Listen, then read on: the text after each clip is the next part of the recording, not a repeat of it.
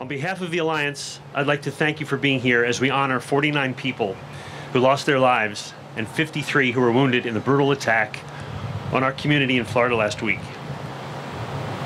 I would like to thank some folks who made this afternoon's presentation possible.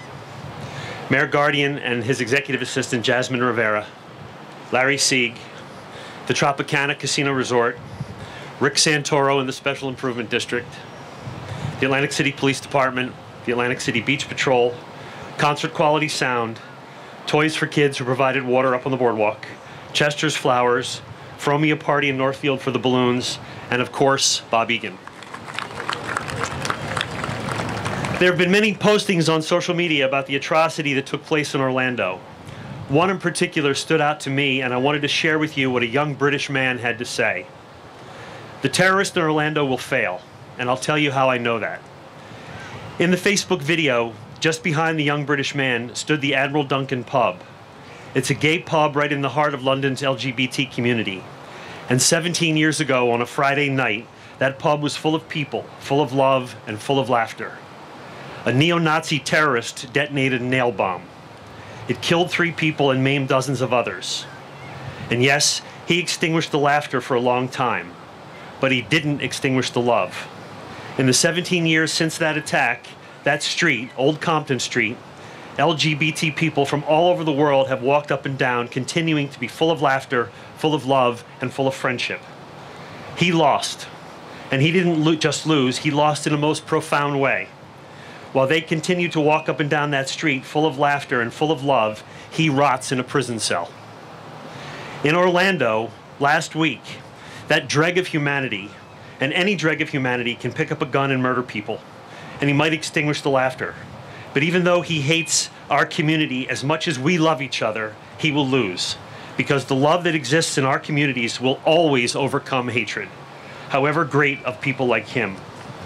In the years to come, just as in the years since that pub in London was bombed, in Orlando once again, people will walk those streets of love, full of laughter. The rights and freedoms they have today will continue to grow and expand because we are on the right side of history, and however violent these people are, they will lose.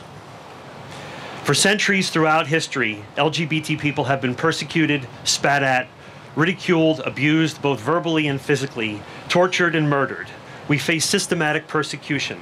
And still today, people are scared to hold hands with the one that they love. They're scared to be the people that they are because of a society that still judges them. And all over the world, LGBT people are persecuted and demonized and killed. But we are going to win. The attempt of people like him to turn communities against each other, that will fail as well. I stand before you today as a proud gay man. I stand on this stage with gay and straight people alike as one. I stand with our mayor, a great leader for our city. I stand with John Schultz, a man who co-founded the South Jersey AIDS Alliance for all of us. He co-founded the Metropolitan Business Citizens Association and the Schultz Hill Foundation, always giving back to our community. I stand with Diane Spears from Tropicana and Joe Lupo from Borgata, straight allies of our community who have rolled out the Rainbow Welcome Mat in a most extraordinary way. I stand here with Mark Siegel, the publisher of the Philadelphia Gay News. Mark started fighting for our rights in 1969 after the Stonewall riots, and he's been fighting ever since. His voice has never been silent. I stand here with our youngest board member right there, Mark Pino. Mark just graduated from high school last Friday and will be entering the Wharton School at Penn in the fall. Mark is an extraordinary young man who spearheaded the creation of a gay-straight alliance at his high school in Linwood. And let me tell you, ladies and gentlemen, this remarkable young man here could very well be our nation's first gay president. So yes, we'll mourn and we'll cry, and we should rage as well as mourn. But just as they lost in London 17 years ago, these murderers are going to lose all over again. And although one man's atrocious actions in Florida has inflicted so much pain on our community and indeed the world, the determination and love of LGBT people all over this planet will burn even brighter because of what he did. All of you here today are our future. Our collective voice will never be silenced. Thank you. Today is also the anniversary of 1 year when another man filled with hatred entered a house of God in Charleston, prayed with the congregation, and then massacred them. These are the face of evil. But don't be overcome by evil. Overcome evil with good. When we're born, we're not taught to hate, we're taught to love. We teach our children to hate. Let us make the difference. Let us love each other. Let us love our children. Let us be proud examples of tolerance for our community. So today we come and we mourn this tragic event, but we also celebrate their lives. And we celebrate that, unfortunately, more than 50 years have gone by since the Civil Rights Act has been enacted, and still we live in a world where we have bigots and racists. What's important is for us not to be a bigot or a racist, and to have the guts to stand up against bigotry and racism. So today, let's take a few minutes.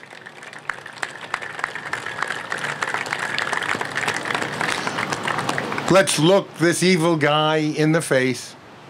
Let's pray for those that have died. And then let's go on to live a meaningful and wonderful life and not forget the sacrifice they made as innocent Americans. So I can stand on mountains. You raise me up to walk on stormy seas. I am strong when I am on your shoulders. You raise me up to more than I can be. You raise me up to more than I can be.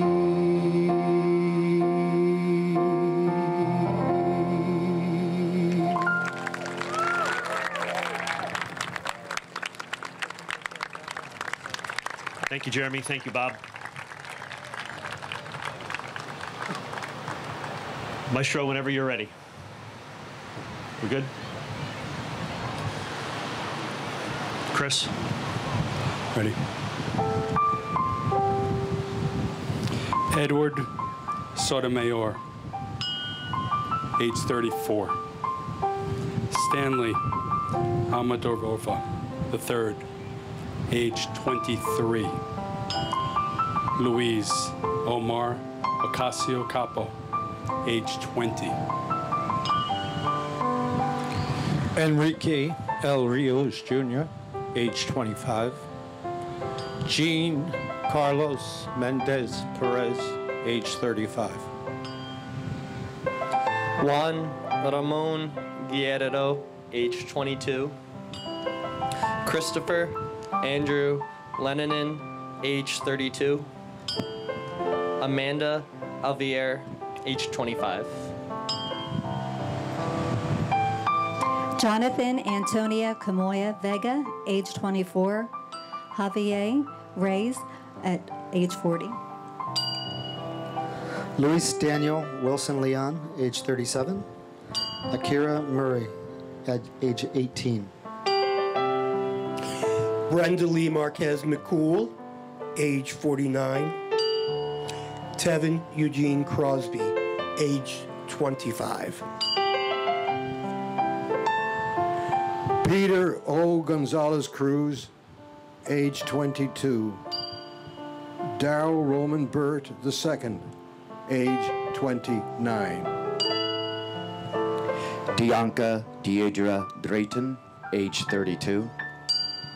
Eddie Jamodroy Justice, age 30. Miguel Angel Honorato, age 30.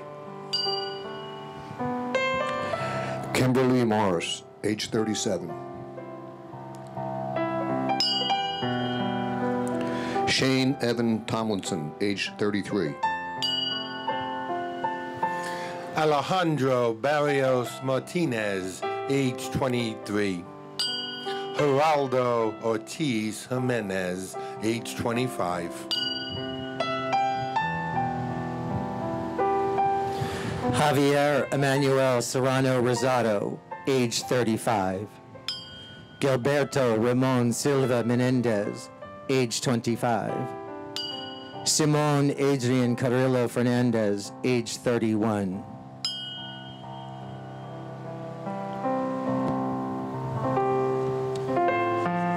Oscar A. Arsena Montero, age 26.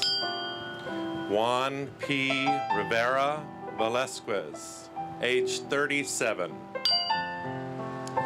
Martin Benitez Torres, age 33. Mercedes Marisol Flores, age 26. Luis Daniel Conde, age 39. Juan Chavez Martinez, age 25. Eric Ivan Ortez Rivera, age 36. Gerard Arthur Wright, age 31. Jean C. Nueves Rodriguez, age 27. Frank Hernandez, age 27. Paul Terrell Henry, age 41. Yomeri Rodriguez Sullivan, age 24. Antonio Davon Brown, age 29. Christopher Joseph Sanfeliz, age 24. Luis S. Vilema, age 22. Joel Renan Panigua, age 32. Jason Benjamin Josat, age 19. Leroy Valentin Fernandez, age 25. Rodolfo Ayala, age 33.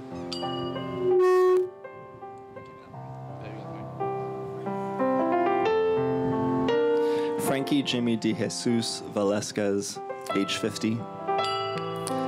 Anthony Luis Laureano Disla, age 25.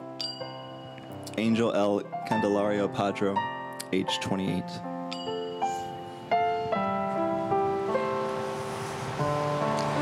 We could all take a moment now to individually remember the 49 people who lost their lives and the 53 who were wounded.